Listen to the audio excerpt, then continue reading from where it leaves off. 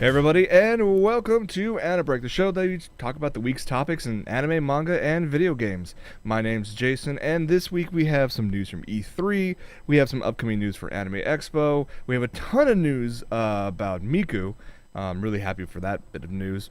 Plus, kind of surprising news regarding Astro Boy, but we'll get to that later on in the show. Let's start off with one of the major announcement slash trailer. It wasn't even really an announcement, it's more so of a trailer for the upcoming Sailor Moon series. Sailor Moon Crystal. Just last Friday, they started to stream the first trailer for it. This is for the new series, not the remake or the redub of the classic ones that Viz picked up the license to, which is still pretty awesome. And I remember getting this link, and before I even saw it, unfortunately my Twitter feed blew up with people who were kind of miffed about it. Well, I'm not gonna tell you if you're gonna like it or not. Let's watch the trailer and you can judge for yourself.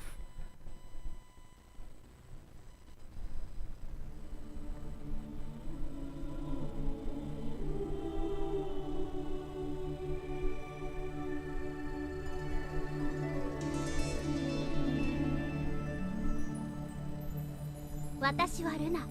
あなたを探していたのよ、ウサギちゃん。ウサギちゃんには使命があるのよ。仲間を集めて敵を倒すの。メーン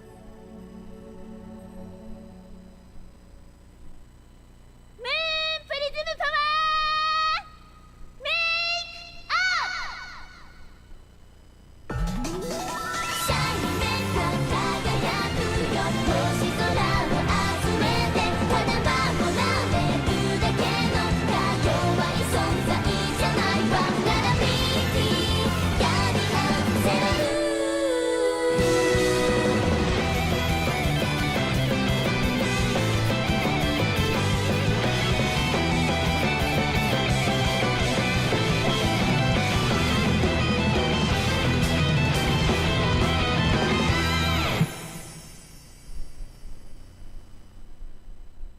月に変わってお仕置きよ。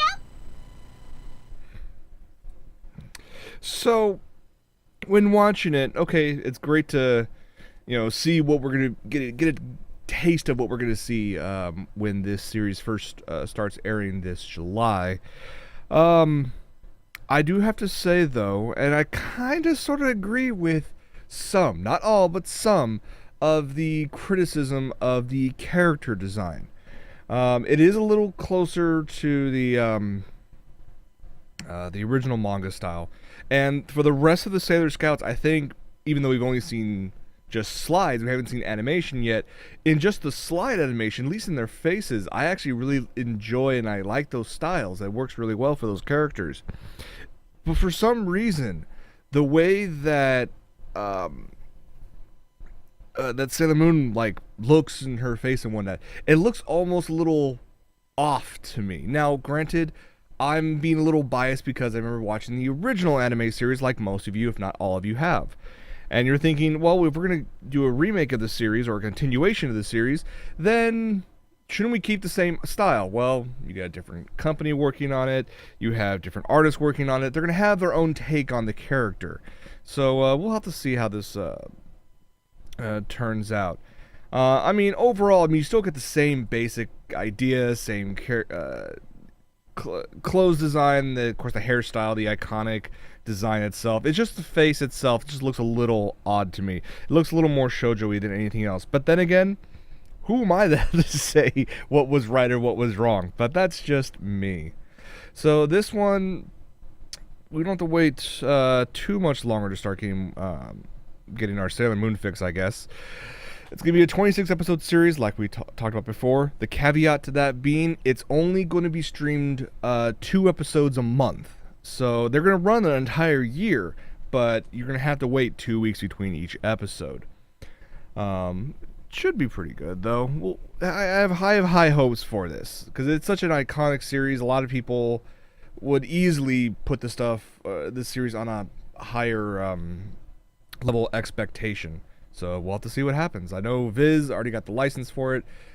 Numerous streaming sites are going to be simulcasting this. I believe the premiere we talked about before, I think was going to be at AX. I can't remember exactly. But it's going to start streaming July 5th. So you have plenty of time to get ready to watch this.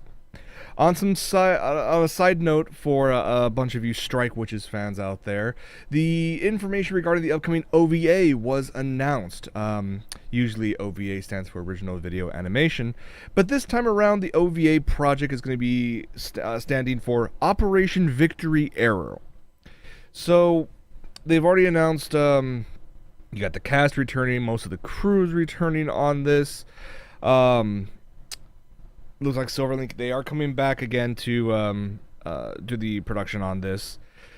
What's nice about this for fans in Japan is that each volume of this will actually open in several theaters across Japan. Episode 1 will be released in Japan on my birthday, September 20th. I highly doubt we're going to get anything like that over here. We'll probably wait for at least a few episodes before that's released stateside. So, I mean, they're not going to expect too much out of this. These are just, going to be 3 OVAs, or 30, 40 minutes long. They're just depicting the lives of the members who return to their respective homes after the end of Operation Mars that happened at the end of the second TV series. It is before the Strike Witches movie that happened a couple years ago, so it's kind of one of those, like, in between, hey, you want to have some filler here, you want to go see what these characters are doing, this is exactly what to expect from this. So that's going to happen later on this year. No word yet who's picking it up, if anybody's going to pick it up stateside.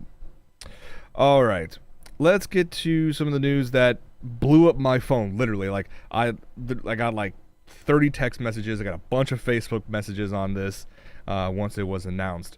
That Miku Expo apparently did very well over in Indonesia. And they announced 2 more stops on this worldwide tour. They included New York and Los Angeles. Los Angeles will be taking place October 11th and 12th, with the New York Expo happening October 17th and 18th, later on this year. For the LA one, it's going to take place at the Nokia Theater. Amazing place. If you guys were there for Mikunopolis a few years back, you enjoyed it there. You're going to get probably an even better experience than before at that venue. It's going to be a fantastic bit of just fun.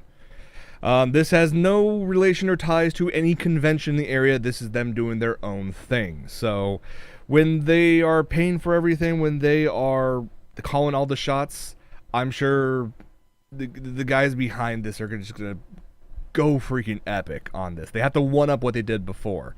So there will be 2 shows, like I said, once on the 11th, once on the 12th. The 11th one starts at 7 p.m. The one on Sunday, the 12th, starts at 12:30. Now, the little caveat to this is the bit of the price. Because of the fact this is, they're going to be a little expo attached to it, not to mention the astronomical cost of putting on one of these incredible events, it costs a decent bit of money. So the cost of the tickets are a little higher than normal, I would say. For example, if you wanted to sit all the way in the back, and I don't know why you would want to do that, the tickets start at $55. If you want to go all the way to the front to the special standing only VIP area, that's $125. Or you could have, but the VIP section is completely sold out as of about 2 or 3 hours ago. There's still plenty of tickets left in the general area, which I really, really want to get, but I don't get paid till next Friday, so we'll see if there's any tickets left. Because I really don't want to sit in the mezzanine or the balcony. I really want to be in the orchestra level, so we'll see what happens. You guys can jump on that right now. It's about $75 for the good seats that you can get right now. If you add on, of course, the convenience charges and all the other jazz, you're looking at about $100 a ticket. So if you have that money and you're willing to spend it on this, you should do so like quick, fast, and in a hurry, like now. Like open another browser window, open another tab, and take care of that while you're watching this show. If you haven't done so already, like a few people in the chat already have. Haven't announced any information yet regarding the related events, the panels and whatnot. That'll happen at a later date as we get closer to the October 11th and 12th dates. But honestly, this is freaking amazing. I cannot wait to check this one out. But that's not all the Miku news we have. The original character designer for Hatsune Miku, Kei, has a couple things in the news right now. One, he's launching a brand new Project Diva manga series. And this one should be, I had to get this as soon as it's available. So this is called the Hatsune Miku Project Diva Omnibus Comic Series. It's going to start July 10th. Sega is supervising the project, which makes sense because they've released all the Project Diva games. Not sure what to expect in this one other than all the Krypton Vocaloids will make an appearance. I have regular appearances in this, so this should be amazing to read. And the thing is, though, yes, he has this coming up, but that's not stopping him from actually making an appearance. Fairly soon, actually. July 18th and 19th of this year up in San Francisco is the annual J-Pop Summit, and Kei is actually confirmed to be a guest of this year's event. So what I'm going to be doing is I'm going to be going there. I'm going to drive to San Francisco. I have no qualms doing that, especially to meet up with Kei, bringing this with me and making sure that I can get a good autograph at least in there. So either that or a copy of Project Diva or something for him to sign. And I highly recommend the rest of you doing the same. So you guys want to check that out? More information, do a search online for J-Pop Summit. You'll get more information as it is being released. The final bit of Vocaloid news we have before we move on in the show is a game from E3 at the Sega booth. They were one of the many games they were showcasing, or amongst them I should say, was the Project Diva F Second, and they debuted a brand new trailer for the PS Vita version. Let's check it out.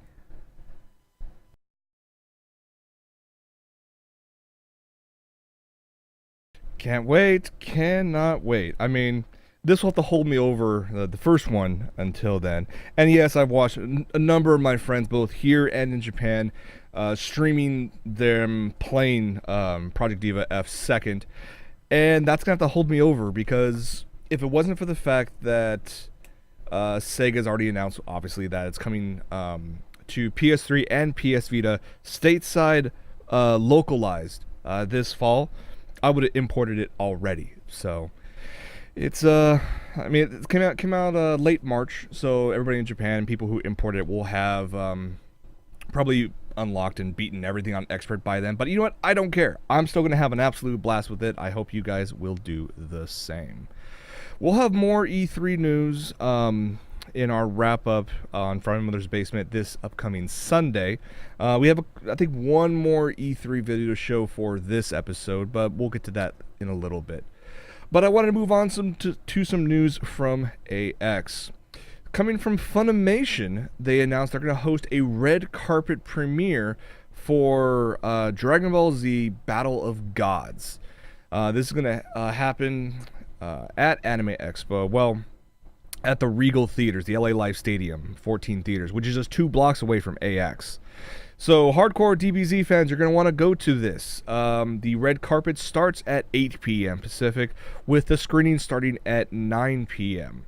A number of the English voice cast will be among the guests at the event, so you'll be able to take pictures with them, probably talk to them for a little bit, even get high fives. It'll be whatever you would like to do.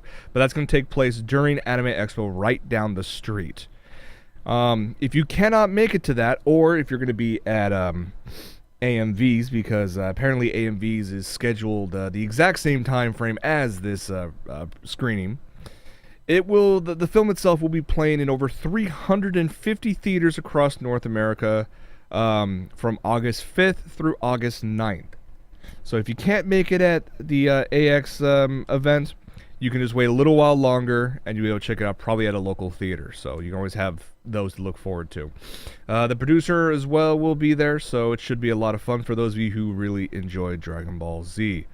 I myself have yet to see this movie, so I'm not well, I can guarantee you won't be able to go to that event because I'll be stuck at AX, which I'll talk about later on. Some other news from AX, some surprising news actually. They have a few more guest announcements, as they usually do when they get this close to it. So, I think the big one that I was surprised about is that novel and screenplay writer, some of the more popular series that's happened over the past year, and definitely beyond that, but definitely more so in the past year or so.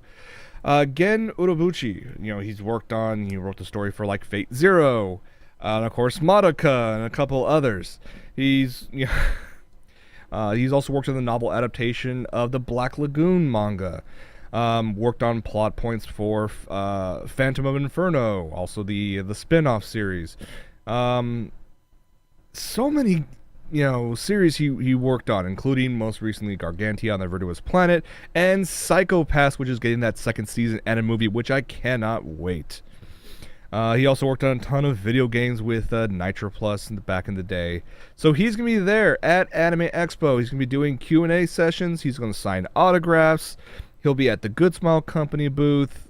He's going to be there basically to say hi to all of you. And this is a perfect chance for all of you to go meet this amazing, amazing writer, which likes to screw with all of our heads.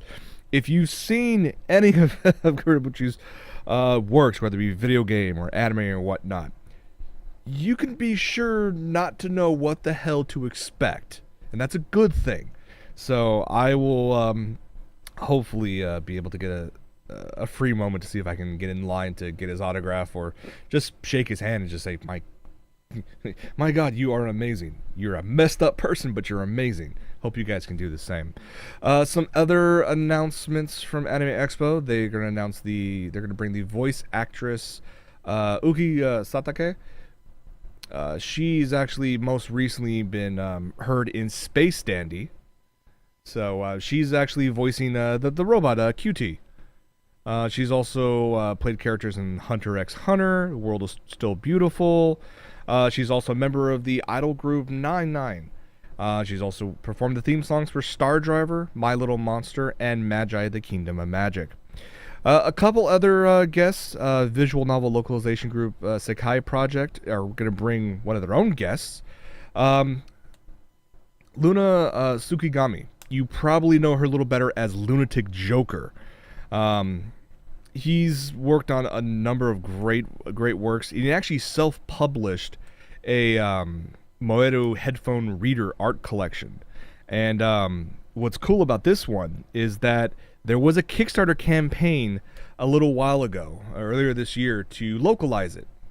And I backed it. It was like $25, and so I'll be getting a copy of this at hopefully at AX, so I'm looking forward to that. They also announced that the co-founder and president of animation studio Bones, Masahiko Minami, will be there. He started his work, his career at Sunrise, worked on a bunch of the Gundam stuff, worked on Cowboy Bebop, worked on Escaflowne, and worked on a bunch of other series. He's been at Anime Expo before, I believe, but still, the man's breadth of work is massive and expansive. And if you can get a chance to talk to him and go to his panels and, pick his brain for a little bit, that's going to be one hell of an experience. I think you guys will enjoy that. So, that's pretty much all I have for AX news. I'm sure they'll come out and say a few more guest announcements, probably within the next week or two, so we'll see what happens. All right. I do have to say this next bit of news kind of surprised me. So it came out of a film festival that happened over in Europe, that Japan's Tezuka Productions and France's Karibata Animation Studio are teaming up to work on a new project, and this is going to be called Astro Boy Reboot. This 2D, 3D CG mix is planned for 26 30-minute episodes, and here's the odd bit. So while Tezuka Productions, continues to control the IP of Astro Boy, the producers of this new series over at Karibata Animation will actually have the right to create a completely new story. So This is no longer going to be a reboot of the originals, which has happened numerous times, including the god-awful CG one that happened a couple years ago. They're going to incorporate not only new characters, but also contemporary design. So if you're expecting anything like the classics, this is not going to be for you. We'll have more information in September when the first teaser is premiered. So until then, your guess is as good as mine what's going to happen. I did say I had another E3 video to show you. There'll be plenty more E3 trailers and videos on Sunday's episode of From My Mother's Basement, but this one seemed to fit a little better with AniBreak. This comes from Namco Bandai, and this is their trailer for the upcoming PS3 game, not PS4 game, Dynasty Warriors Gundam Reborn. So yeah, could be fun. Let's check it out.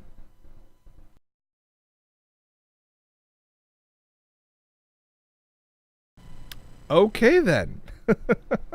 That last little bit caught me off guard there, but could be fun. Yes, this is not the first one. This is going to be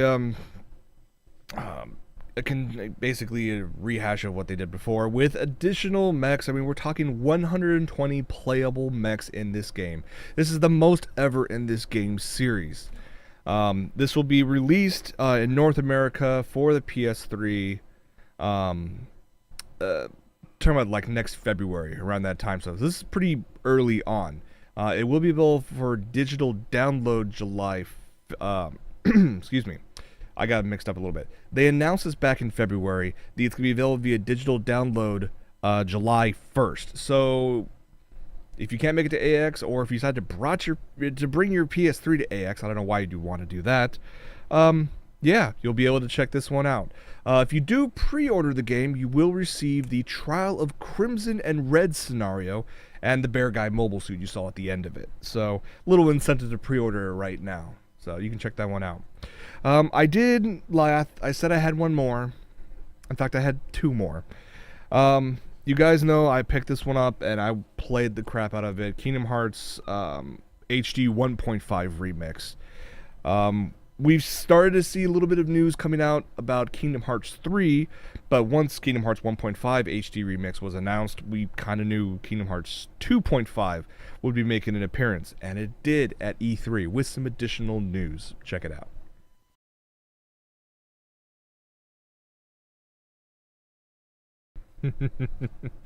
So not only did you get the news that Kingdom Hearts HD 2.5 Remix will actually be available December 2nd in North America. We've got a little bit of information, or a little teaser at the end there for the upcoming Kingdom Hearts 3 game, which honestly I thought, like most of games from another studio, Valve, anything with a 3 in the title would just become vaporware. But apparently it's in development, and we're actually getting footage of it and teasers for it, and they're not fan-made. I have high hopes for this one. So, like its predecessor in 1.5 Remix, it wasn't just the game, Kingdom Hearts 1. For Kingdom Hearts 2 HD Remix, it'll include the Final Mix, which is an updated version that Square Enix released only in Japan on the PS2. You also have the Kingdom Hearts Birth by Sleep Final Mix, which is an updated version of the PSP game that was released over in Japan. And they're also throwing in the HD remastered cutscenes from the Kingdom Hearts recoded Nintendo DS game. So you have like this first one, you'll have a ton of stuff to keep you entertained, hopefully right up till Kingdom Hearts 3 is available. We have no idea when that's going to come out. If we have, upcoming trailers or demos or anything, that's all up to Square Enix, so we'll just have to wait a little bit for that. Finally, before we wrap things up, is a bit of information that we talked about actually a few weeks ago. A collaboration between Evangelion and Transformers is in the works, and apparently, just a few days ago, Takara Tomy began to sell their limited run of this figure. This was the Eva Transformer crossover Optimus Prime Eva mode figure. Well,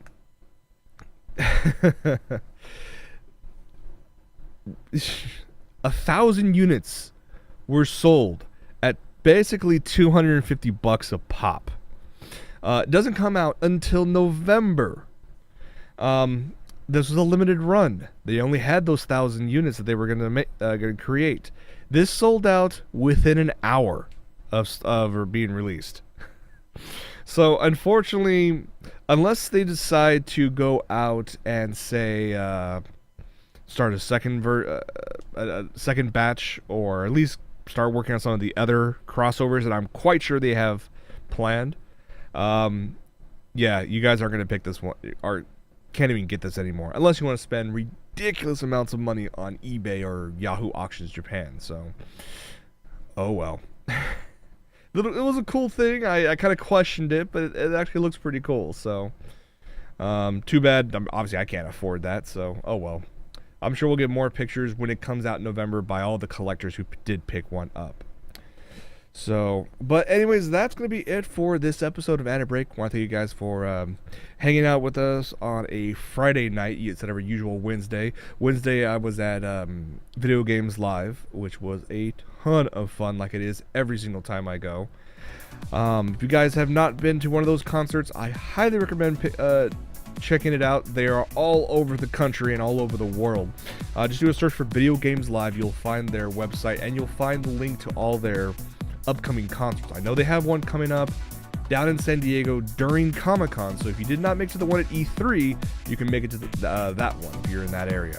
So anyways, that's going to be it for this. I want to thank you guys so much for hanging out as always. Stay tuned for the post show, and yeah, for AniBreak, I'm Jason. We'll see you guys next week. Take it easy, everybody.